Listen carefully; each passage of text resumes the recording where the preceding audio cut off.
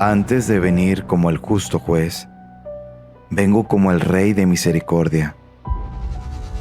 Antes de que llegue el día de la justicia, les será dado a los hombres este signo en el cielo. Se apagará toda luz en el cielo y habrá una gran oscuridad en toda la tierra. Entonces, en el cielo, aparecerá el signo de la cruz y de los orificios donde fueron clavadas las manos y los pies del Salvador. Saldrán grandes luces que durante algún tiempo iluminarán la tierra. Esto sucederá poco tiempo antes del último día. Mi llama de amor está quemando. Es tan grande que no la puedo mantener por más tiempo dentro de mí. Salta hacia ti con poder explosivo. Cuando se derrame, mi amor destruirá el odio satánico que contamina el mundo. El mayor número de almas serán liberadas. Nada como esto ha existido antes. Este es el milagro más grande que haré por todos.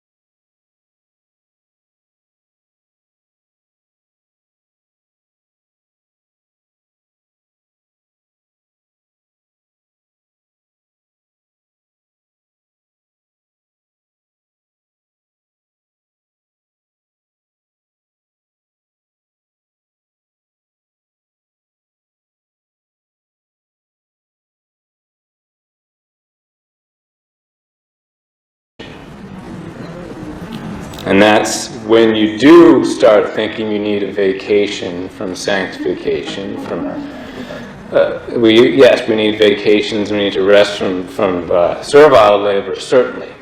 But resting from sanctification, we never get to do that.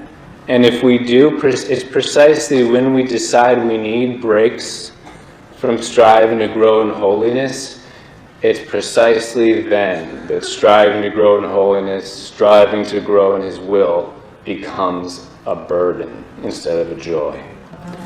Jesus tells Luisa, in order for the soul to reach her central point, it is necessary that she run always without ever stopping. Because by running, her path will become smoother.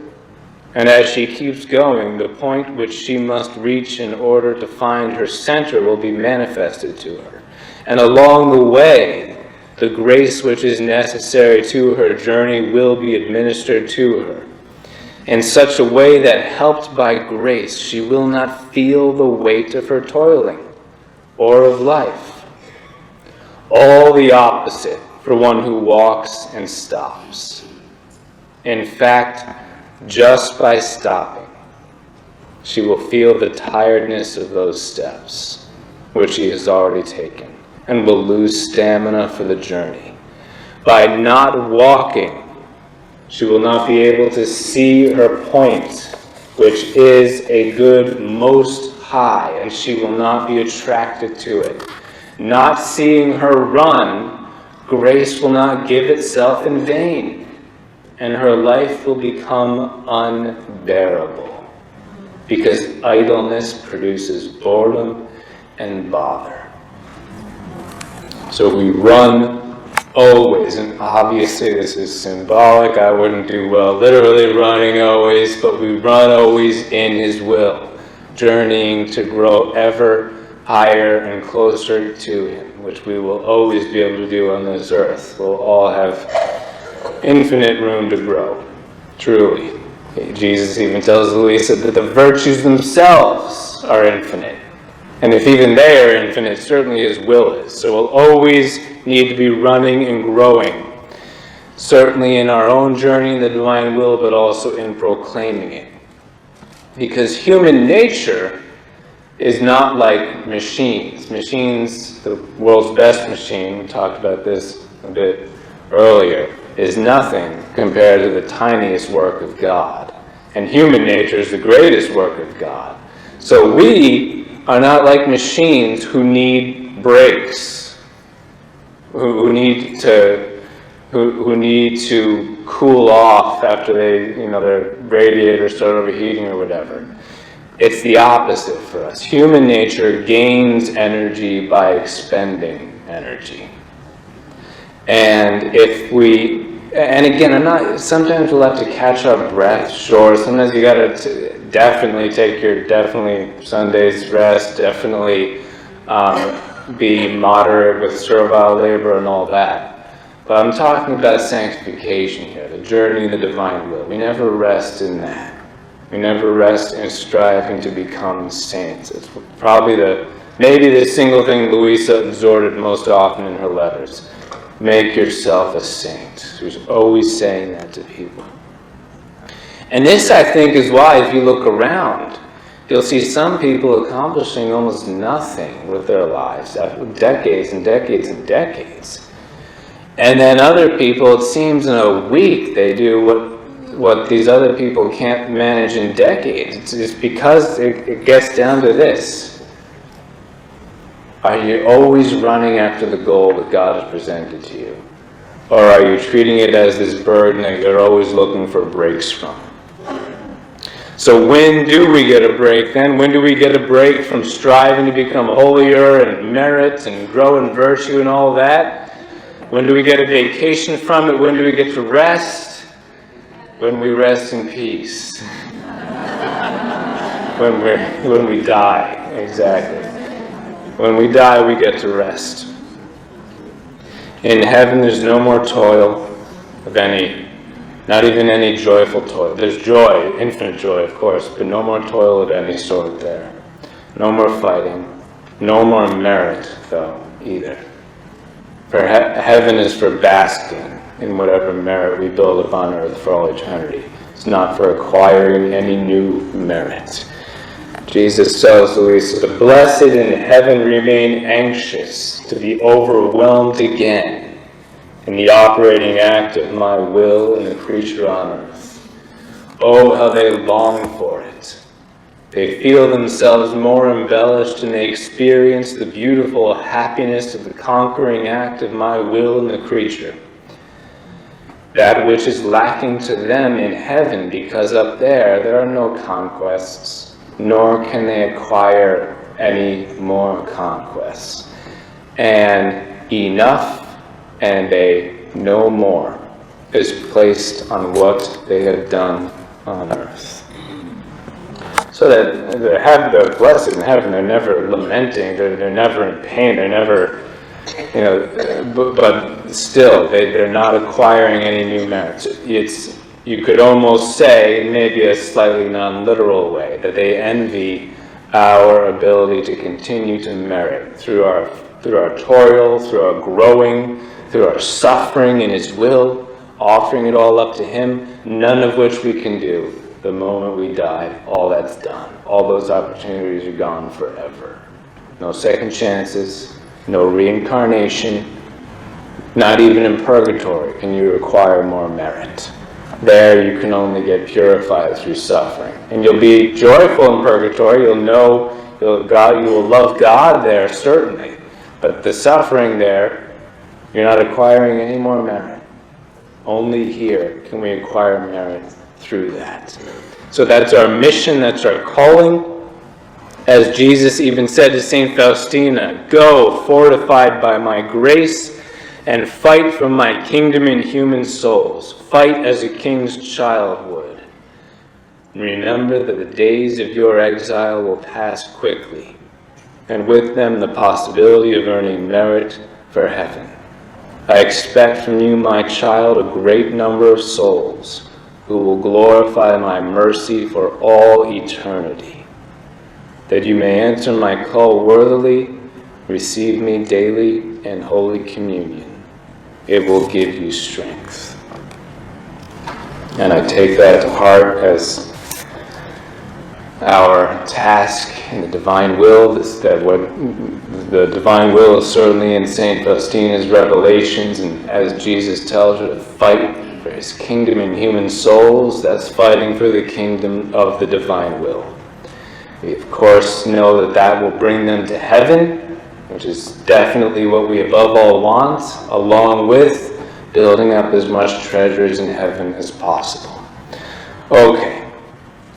But we'll never have the confidence to fight and to move forward always, to run without ever stopping, if we do not realize one simple thing.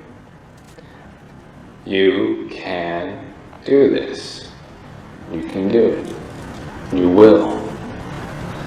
Every time you find yourself wondering, am I up to this? Is living in God's will really for me? Can I really hasten the coming of the kingdom of God on earth? Isn't this just too much, too grand, too big for me? Every time those thoughts enter your mind, you need to send them back to hell from whence they came, because they are temptations. Temptations, and that's all they are. Jesus tells St. Faustina, the greatest obstacles to holiness are discouragement and exaggerated anxiety. So not sin, not imperfection, not temptation, not defects, not circumstances, not unworthiness. All those can be, and sin certainly never do that. But not even that is not the greatest obstacle to holiness. As I've emphasized a number of times before, that almost seems wrong for me to say, but it's clearly true, and I'm just quoting Jesus here. If sin were the greatest obstacle to holiness, then we would all be crazy to do anything but find a remote monastery and be a hermit for the rest of our lives, because devoid of all occasion of sin. Because all that matters really is holiness. And if the greatest obstacle to that is sin, then you've got to get away from every possible occasion of it. And yes, we should flee the occasion of sin as much as we can, but only insofar as the circumstances that God's will has given to our lives enable. So being a hermit in a monastery, that's a great calling for those who are called to it. But of course, most of us aren't called to it. We're called to be amidst this world so mired in sin, realizing that our calling is to transform it. And the greatest temptation here, the greatest obstacle, is to be discouraged and to have an exaggerated anxiety. Luisa herself wrote, "Do you see then how easy it is? Nor does one have to be a religious to do this.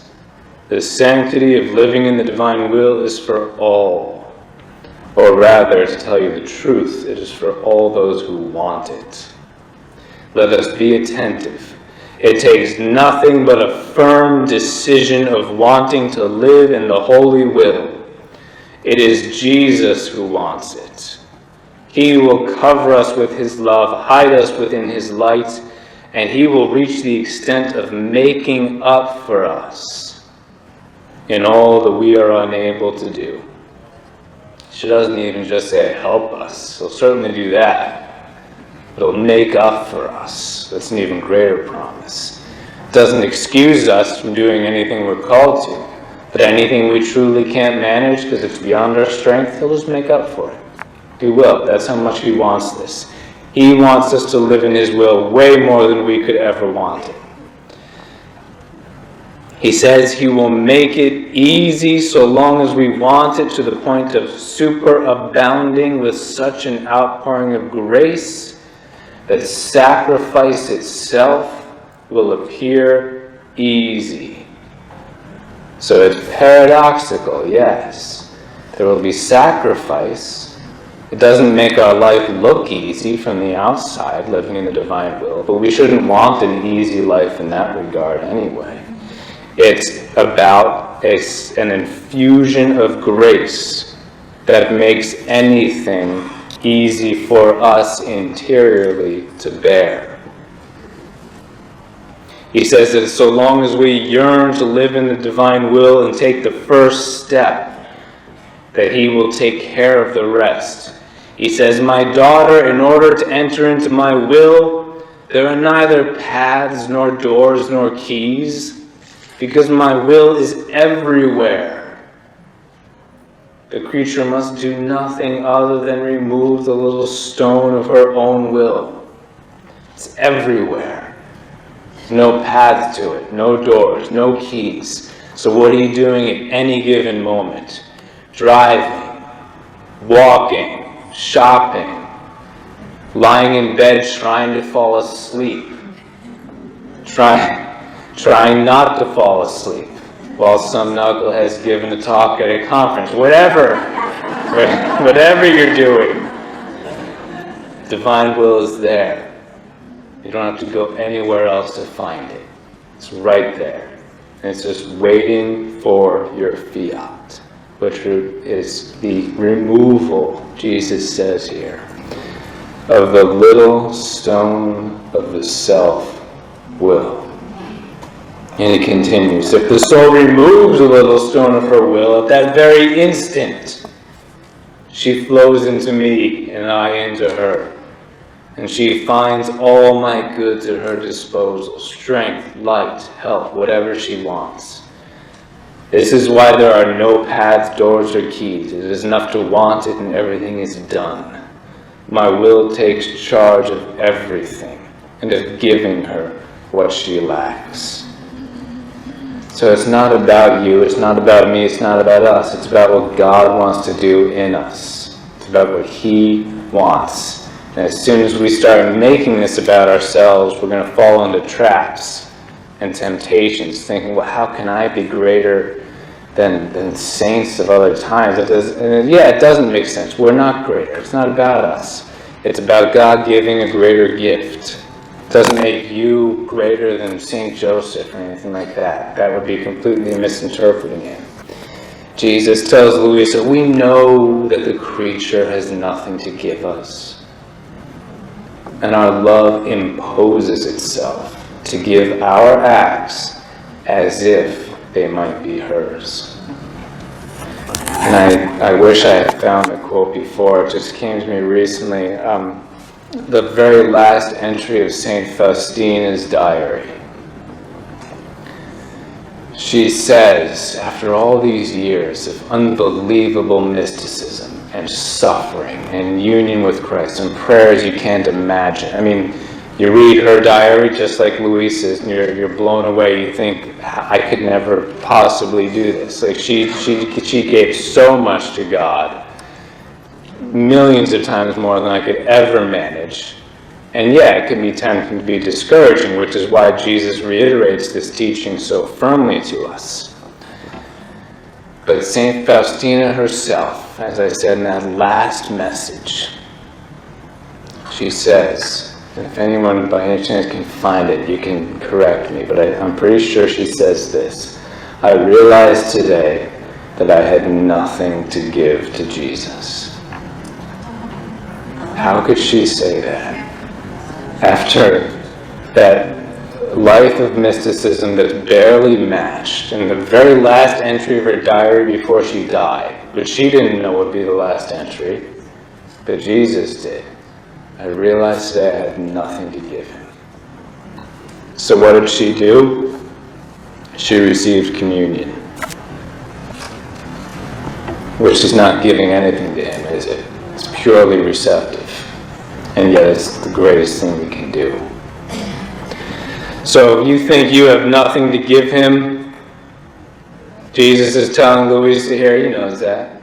He knows you've got nothing to give him. But there is something you have. He continues. But if she doesn't have anything, and he's always doing these little ironic, paradoxical things where he kind of contradicts himself a little bit, but it's for effect. But if she doesn't have anything, she has her little love, issued forth from ours in the act of creating her. And in the enthusiasm of our love, we say, who can resist the force of our infinite love that issues forth from the creature and loves us? In the act of creating you, that love that he put into your being in the act of creating you. He emphasizes that because what did you do to merit your creation? Nothing. You couldn't have. You didn't exist before you were created. There's nothing you could have done to merit anything that was part of your creation, your existence as God made you. And yet that, Jesus is saying, that's what you have. You didn't do that, you didn't build it, you didn't do all these difficult sacrifices to make that go in there. You were just given it in your creation. And I'm just asking for that back. Anybody can do that. Doesn't matter what you've done leading up to this moment. Doesn't matter how much of a knucklehead you are. Anyone can do that. And give back to God the love that he put into you in creating you. He continues here. And then in order to be able to give, I want the little, the insignificant, almost as pretense, in order to be able to give the great. And so say, she has given to me, and I have given to her. It is true that she has given me little, but that is what she had. And stripping herself even of the little for me is the greatest gift. And I entrust her to the exuberance of my love so that I can make up for what the creature lacks. Yet again, we have this reiteration that he's just making up for what we lack. It's not just about helping us to acquire what we lack, and yes, that'll be part of our journey. But in the moment, he will always just make up for whatever we lack if he needs to. Because he always superabounds with that grace. And I've emphasized this a lot in recent talks, so I have to do it here as well. That it's basically Jesus saying, give me an excuse. That's what he says. Almost as pretense. That's the direct quote there from the Message. Almost as pretense, he's asking you for your will. It's almost like saying he's playing pretend. It's like, give me something so that I can give you this thing that's infinitely greater back, so that I can pretend that you deserve this, when in fact you didn't. So I can pretend this is a give and take here. It's, it's like giving your little toddler child a few dollars so they can get you a Christmas present that you actually bought, but it's because they got it for you that it somehow becomes meaningful. And that's the same thing with him. There's so many, and we are striving to be his children, of course. So if you look at how any parent deals with a child, that's the same way. Here with these revelations. Some of you have heard me say this before. It's like when I've let my 4-year-old hold a screwdriver or a hammer or something while I'm building a wall. I can say, you helped build that wall. Even though they did nothing, they did diddly squat. It's pathetic. Actually, I shouldn't even say they did nothing. It was worse. They made my job much harder. And it's always much harder whenever they're around. But I always try to do that, even though it does make the job take longer, because I want to be able to say to them after that they helped build that. Or it's mothers as well, like my 2-year-old, Luisa. She'll hold the spoon when my wife is making cookies or something. And that makes making cookies harder also, but she can tell Luisa that she helped make the cookies there. So it's very insignificant, are these tiny little things we have called our own wills. Giving them over to God is easy. It's actually as easy or as hard as we choose to make it, by how rebelliously we insist on clinging to it. So for many people, this will be the hardest sacrifice ever, giving over the self-will. But that's only because they're choosing to make it that way. Jesus tells Luisa, the first indispensable thing in order to enter into my fiat is wanting and yearning with all firmness to live in it. The second thing is taking the first step. See then how easy it is, but it is necessary to want it. I hold nothing back when it comes to making the creature live in my will. Imagine what that looks like for God to hold nothing back.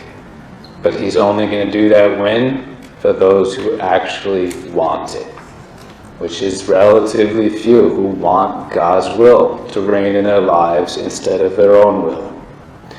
How many gifts do we want to give? Jesus tells Luisa. But because they are not asked for, we retain them, waiting to give them when they are asked for. So just ask. Ask for his will. Don't hesitate, don't temporize, don't waffle, don't rationalize.